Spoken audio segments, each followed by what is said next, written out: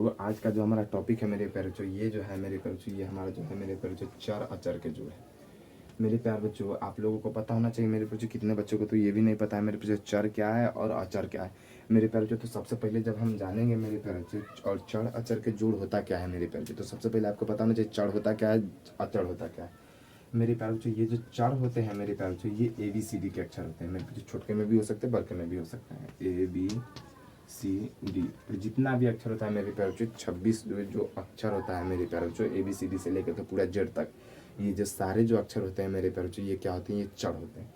लेकिन अक्षर की बात करें मेरे प्यारे बच्चों, तो अक्षर जो होता है मेरे प्यारे बच्चों, गिनती की संख्या होता है 1 2 3 मेरे प्यारे बच्चों, ये 100 तक हो सकती है, यानी अनंत तक गिनती की संख्या को केवल 296 396 494, ये केवल जरूरी नहीं है मेरे प्यारे बच्चों क्या कि 100 ही तक हो, 100 से ज़्यादा भी हो सकता है, ठीक है मेरे प्यारे बच्चों। लेकिन गिनती की संख्या है, ठीक है मेरे बच्चों, याद रखिए गिनती की संख्या क्या है मेरे बच्चों, अचर है, ठीक है।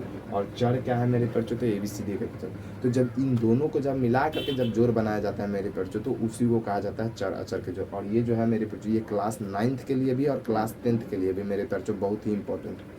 मेन बात कि इससे क्या होता है मेरे बच्चों, आपका बेसिक कवर हो जाता है मेरे बच्चों। आपका जो बेसिक होता है मेरे बच्चों, बेसिक जो होता है मेरे बच्चों, बेसिक एकदम मेरे बच्चों स्ट्रांग हो जाता है, बेसिक एकदम मजबूत हो जाता है, ठीक है मेरे बच्चों। तो चर अचर के जोड़ को मेरे बच्चों, इसको बनाने का जोड़ और घटाव गुणा और इसके भाग भी आते हैं मेरे बच्चों। तो वो कम से कम आपको जोड़ घटाव गुणा भाग तो आने ही आना चाहिए मेरे बच्चों, क्योंकि इतना तो आपको आना चाहिए मेरे प्यारे बच्चों, ठीक है मेरे बच्चों। तभी जाकर के क्या कर सकते हैं मेरे बच्चों, आप बढ़िया स्कोर कर सकते हैं 10th में।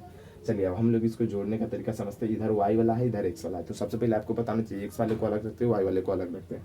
तो इधर जब x x दोनों हुए तो मेरे प्यारे बच्चों हमको क्या करना है, x रख देना है।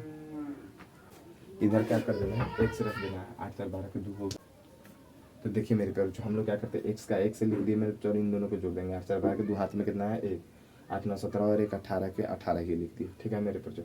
8 9 को 17 हो गए, हासिल उसमें का जोड़ दिया 18 हो गए। लेकिन इधर जो होगा मेरे चीज़, इधर आपको हासिल वाला नहीं लेना है, इधर पूरा ही लिख देना है, ठीक है। और इधर क्योंकि इधर y वाला आ गया, 4 2 6 हो गया, 8 7 15, ठीक है मेरे प्यारे बच्चों।